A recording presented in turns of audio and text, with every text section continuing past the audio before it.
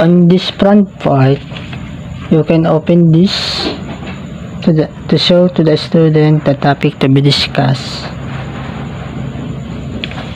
And after the discussion, you can open this part to let your student to ask a clarification about the topic that tackled.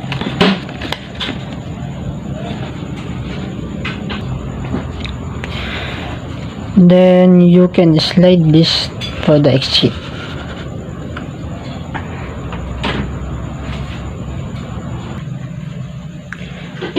For the left side, you can insert this stand for to have a support.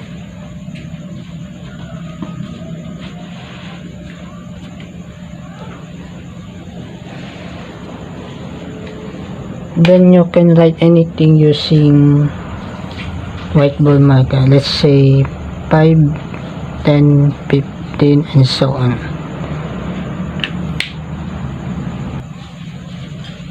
Then you can erase this using tissue paper or whiteboard eraser. In this right side, same process to the left side.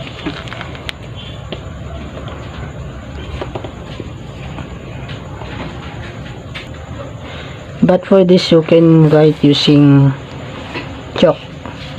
Let's say f of x equals 2x squared plus 1. And you can erase that using tissue paper.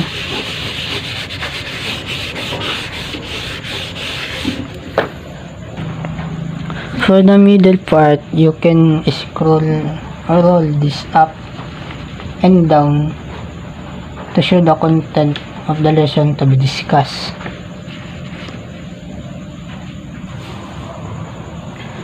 At the back of this, we have a mini cabinet. You can put here any kind of paper or worksheet of your students. Then you can insert here your things such as pen, markers, scissors, this.